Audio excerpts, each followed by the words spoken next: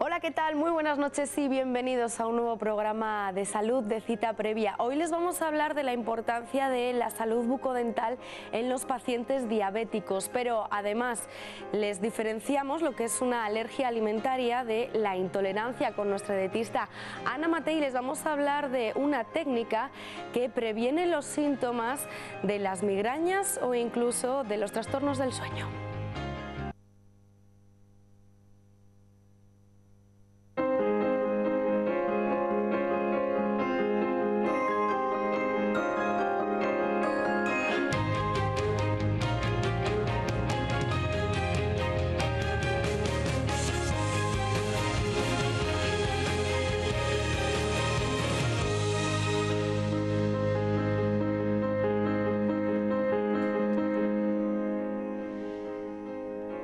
Si hace unas semanas hablábamos de la colaboración que tenía Clínicas Implante con la Asociación de Donantes de Sangre de Burgos, hoy tenemos que decir que no solo hay esta unión, ¿no?, con esta asociación, sino que también es importante la Asociación de Diabéticos de aquí de Burgos. Para ello vamos a hablar con su presidenta, con Cristina Llorente. Muy buenas noches. Buenas noches. ¿Qué tal? Sí. Y con Rodrigo Martínez Orcajo, odontólogo de Implante. Muy buenas noches, Rodrigo. Buenas noches. Pues hace unas semanas te teníamos aquí con donantes de sangre y ahora con la Asociación de Diabéticos. ¿Cómo así esta unión? Pues principalmente son por la serie de patología oral que presentan los pacientes diabéticos. Muchas veces dices, ¿por qué la diabetes influye en la boca?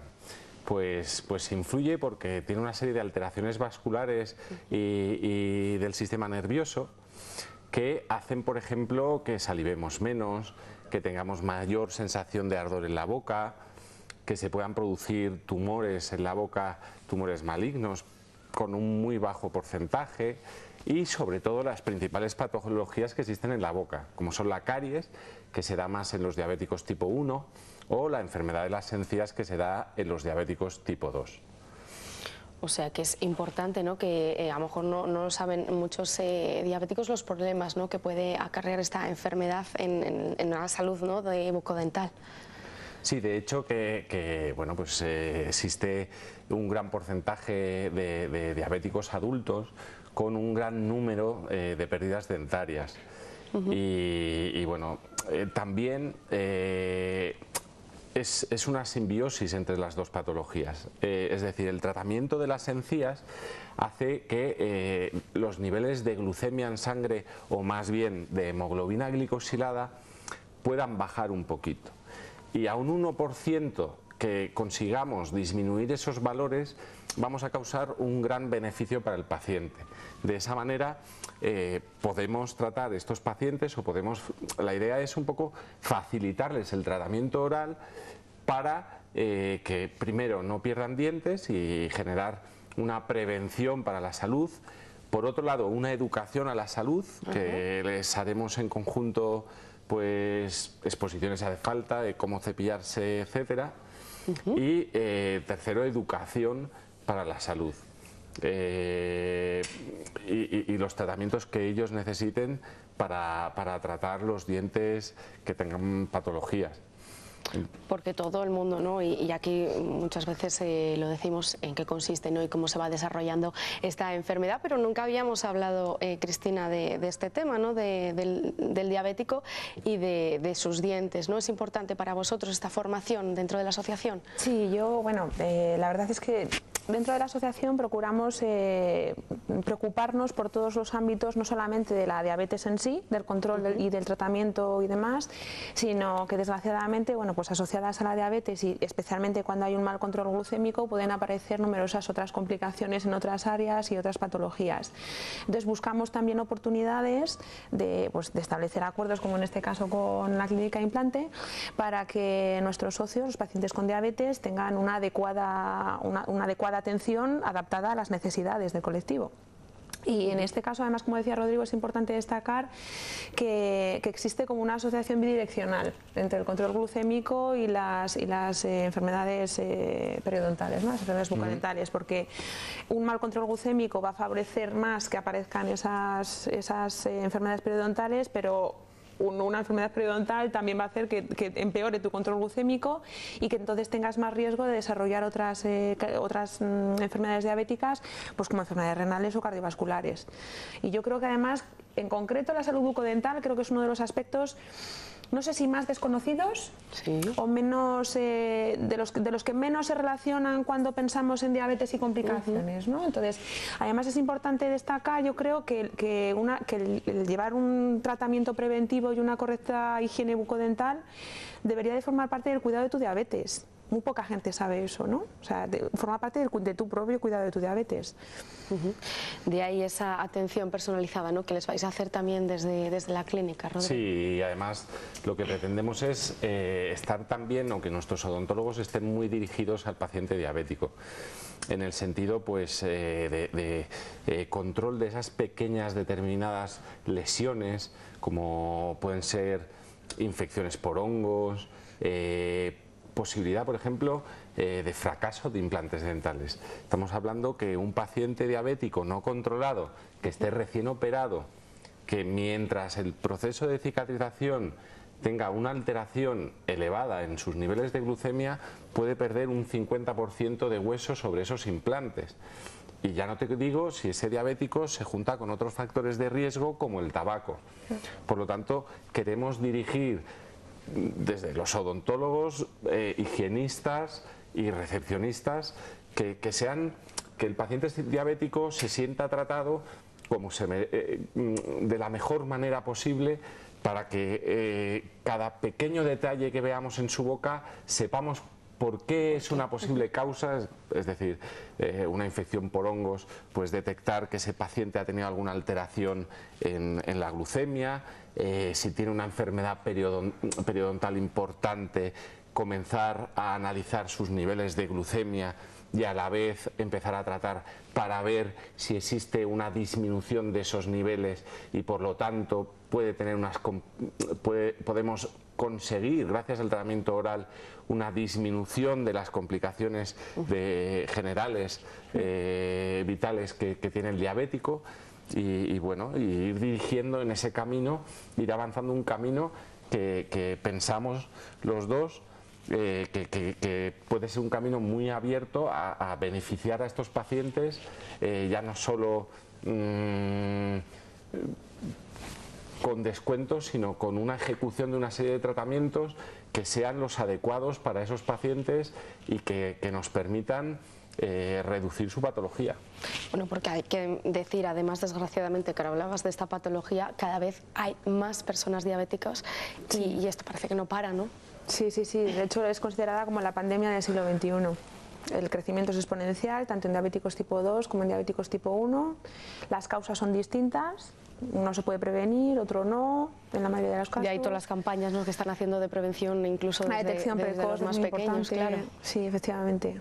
Entonces, bueno, siguiendo un poco las palabras que decía Rodrigo, es que yo creo que oyéndole hablar se entiende el por qué hemos querido colaborar con ellos, ¿no? A mí me ha encantado siempre la disposición que han mostrado y el interés por ser centro de referencia para pacientes con diabetes, porque bueno, pues es una patología que a la hora de llevar a cabo tus tratamientos, quirúrgicos o no quirúrgicos, tienes unas necesidades que tienen que ir adaptadas a esta patología, entonces ellos siempre se han mostrado muy dispuestos y para nosotros es importante que lo que ofrezcamos a nuestros socios lo consideremos bueno y que sepamos que están en buenas manos. ¿Se lo habéis transmitido ya a ellos? Sí, y además bueno, lo recibieron muy contentos porque bueno, pues hasta ahora estábamos cubriendo otras áreas, esta no, cada vez iremos cubriendo más y bueno, son buenísimas noticias. Porque que además está formado, ¿no?, en ese tipo de enfermedad también, y para ellos será muy importante. ¿La colaboración va a empezar ya?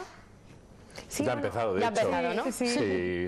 Sí, a partir del 1 de enero ya empezamos. Bueno, se comunicó a los socios en una asamblea que tuvimos el 27 de diciembre, hay que recordar, justo antes de cerrar el año, para que a primeros de año ya todos los cambios que se proponían fueran efectivos.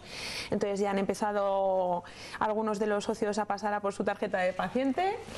están todos muy contentos y nada, bueno, no solamente es el hecho de, como decía él, de la serie de descuentos o de beneficios que van a tener a la hora de ir a la consulta, sino que pretendemos eso, pues realizar una serie de acciones conjuntas, pues pueden ser a lo mejor organizar conferencias, organizar cosas para promover la educación y la formación, eso es. Porque ¿cuántas personas hay ahora mismo en la asociación, Cristina? A ver, en la asociación somos unos 466 socios, de los cuales 11, digamos, son socios protectores, que es gente que quiere colaborar aunque no son pacientes diabéticos, pero no son todos los que están.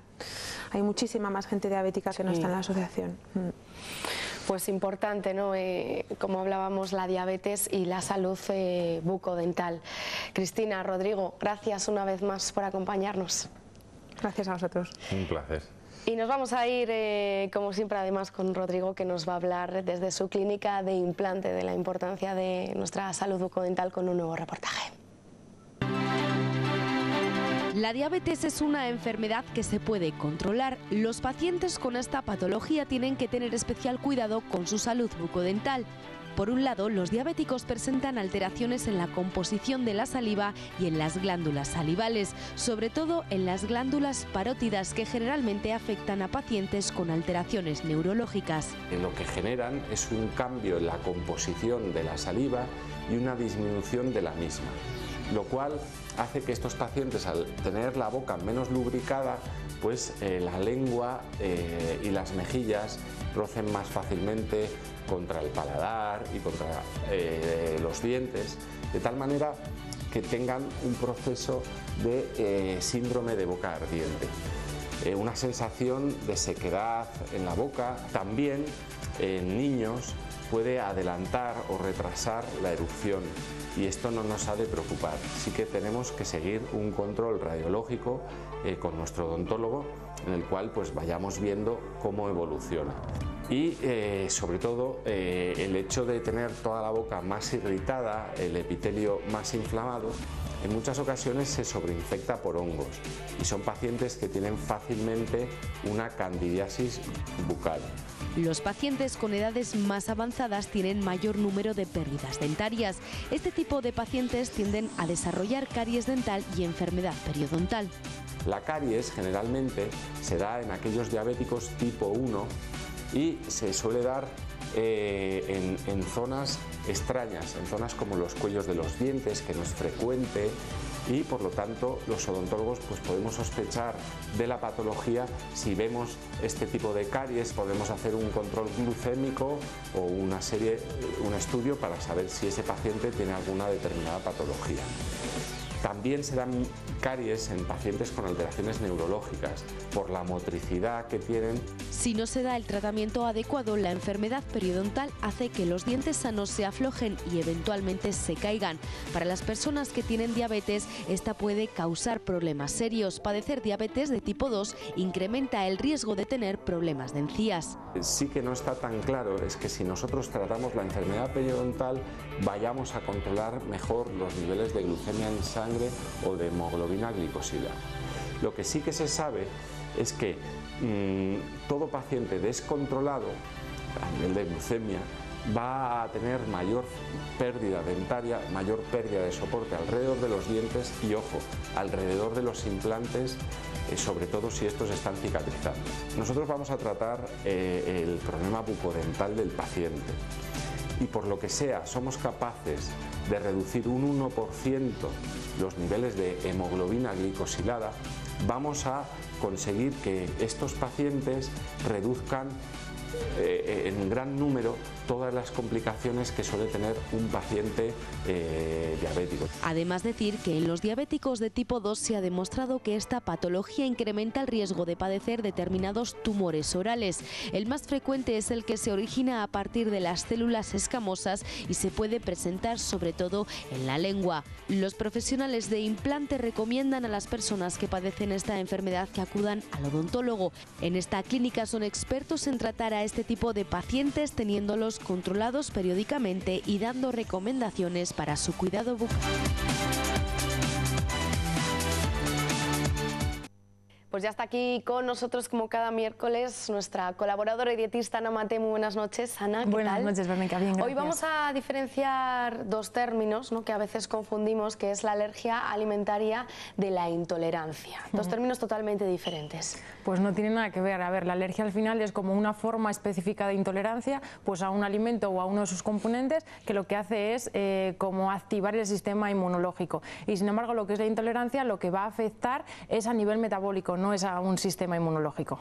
¿Cuáles son sus síntomas? A ver, las diferencias pueden ser en que uno se mide a través de unos anticuerpos, como es en el caso de la alergia, y en el caso, por ejemplo, de la intolerancia, lo que vamos a tener es como una respuesta antiinflamatoria en cuestión de la ingesta de ese alérgeno. En el caso, por ejemplo, de una alergia, la reacción se produce de forma inmediata y consumiendo una mínima cantidad, mientras que en lo que estamos hablando de la intolerancia se produce de una forma progresiva y depende mucho de la cantidad de ese alimento que consumamos. Y en cuestión de lo que es la sintomatología, en una alergia puede ser una sintomatología cutánea, respiratoria o gastrointestinal, además, y sin embargo en el caso de una intolerancia se suele producir sobre todo lo que es a nivel gastrointestinal. Uno sobre todo de los ejemplos más característicos con este tema es la leche, ¿no? Hay mucha gente que dice, tengo alergia a la leche, pero es que no toleras la leche, no tiene nada que ver. Habría una diferencia. La alergia a la leche es la alergia a la proteína de la leche de la vaca, de lo cual en ese sentido habría que eliminar todo lo que sea leche o procedente de la leche. Y cuando estamos hablando de la intolerancia a la lactosa de la leche, estamos hablando que simplemente hay que eliminar lo que es la leche o la leche normal. Podemos consumir leche sin lactosa, de lo cual tienen diferentes variedades, de decir, no consumo leche, pero sí leche sin lactosa o cualquier bebida vegetal. Y siempre una persona cuando tenga una intolerancia a lo que es la lactosa tiene la posibilidad de comer cualquier derivado lácteo. ¿Por qué? Porque por el proceso de pasteurización que lleva, al final se pierde, como quien dice, la totalidad de la lactosa, que es inapreciable para nuestro metabolismo, por tanto lo puede consumir. Y la gente tiende a, soy intolerante a la lactosa, elimino la leche y elimino los derivados lácteos. Y eso es un error. Eso solo tiene que hacerlo cuando tiene alergia a la proteína de la leche de la vaca, porque al final una intolerancia es la falta de una enzima intestinal que lo que hace es metabolizar ese azúcar de la leche, ese disacárido, y se llama lactasa, y lo que hacemos es que lo tenemos en muy poca cantidad o ha desaparecido, y es lo que nos produce pues esa distensión abdominal o esas flatulencias o esa sensación de forma continua de querer ir al baño. Es decir, una alergia a ese producto lo elimina radicalmente, pero en la intolerancia no. Eso es. La alergia y la intolerancia se pueden las dos ambas diagnosticar. La alergia a través, como ya sabemos, de pruebas cutáneas, pero la intolerancia, ¿cómo se diagnostica?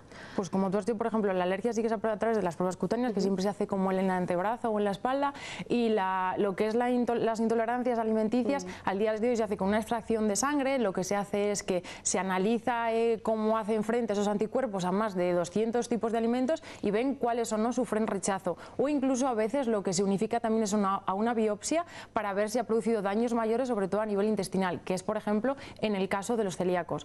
Como tú has mencionado anteriormente, en una alergia siempre hay que eliminar el alimento, y sin embargo, en el caso de una intolerancia lo que hay que hacer es limitar su consumo o reducir lo que son las cantidades, salvo en el caso de la intolerancia, por ejemplo, al gluten, que sí que hay que eliminarlo totalmente por las personas que son celíacas. Hay cada vez más casos de intolerancia. Ana, vosotros, por ejemplo, en consulta os llevarán, ¿no?, gente que quiere a lo mejor menús, ¿no?, porque son intolerantes a varios productos. Eso, a ver, cada vez hay más, pero yo creo que también es debido a que las pruebas de intolerancia, yo creo que son muy recientes, por lo cual sale que cada vez hay más personas adultas que tienen más intolerancias, pero también es debido a que al día de hoy pues nuestro sistema inmunológico está preparado pues para hacer frente a lo que son agentes nocivos o externos, y lo que hacemos es, a través de las vacunas, a través de los fármacos y de una higiene excesiva, es no hacerle trabajar como realmente debería de trabajar, y yo creo que lo que estamos consiguiendo es el efecto contrario al que nosotros queremos. Pues yo creo que nos ha quedado clarísimo. Antes de que te vayas, vamos a dar una receta: salmón en papillot. Ah, bueno, sí, a ver, eso sería coger unos lomitos de salmón, que es mucho más sencillo, que lo podemos hacer también en rodajas. Vamos a coger patata, calabacín, puerro y zanahoria. Lo que vamos a hacer es que la patata pues la vamos a pelar, la vamos a laminar bien, el calabacín también lo laminamos, y lo que es la zanahoria la vamos a pelar, la vamos a hacer en tiras, y el puerro lo vamos a trocear. Vamos a coger papel de aluminio, o también se podría podría hacer en papel de horno, o sea, tenemos las dos opciones, y vamos a poner lo que es el lomito de pescado repartido en 4 partes y son 4 personas, y encima vamos a poner una capita de lo que es la patata, luego vamos a poner el calabacín, ponemos la zanahoria y lo último el puerro. Echamos por encima un poquito de vino blanco, un poquito de aceite y unas especias con sal y pimienta, lo cerramos bien en plan de saquito y lo metemos al horno. Antes de meterlo al horno siempre hay que calentarlo unos 10 minutos aproximadamente, y cuando lo saquemos, pues nada, ya en cuanto lo saquemos a consumir. Bueno, pues una receta bien fácil y muy sana además. Ana, gracias por acompañarnos una vez más. Gracias a ti, Verónica. Y les vamos a hablar de una técnica, es el Neurofeedback. Trata los síntomas de ansiedad, del déficit de atención por hiperactividad, las migrañas o el trastorno del sueño. Tiene una eficacia de entre el 80 y el 90%, se lo contamos. Con una eficacia del 80 al 90%, el neurofeedback es una técnica que trata los síntomas de ansiedad, déficit de atención por hiperactividad, migrañas o trastornos del sueño. Se trata de un entrenamiento cerebral que se basa en facilitar la conexión entre las neuronas. Trabaja con material audiovisual como películas o videojuegos. Mientras el psicólogo recibe la información de las ondas cerebrales a través de los electrodos que se colocan en función de la zona que se quiere trabajar, el paciente hace gimnasia cerebral a medida que se van alterando las imágenes que ve, reduciendo su tamaño o alterando su color. Mediante unos electrodos que se le ponen al paciente, dependiendo de lo que se quiera tratar en determinadas zonas de la cabeza, y el electrodo lo único que nos da es información, es decir, no es invasivo, la persona no recibe ni electricidad ni nada, simplemente nos da la información de lo que está viendo en la pantalla de la televisión.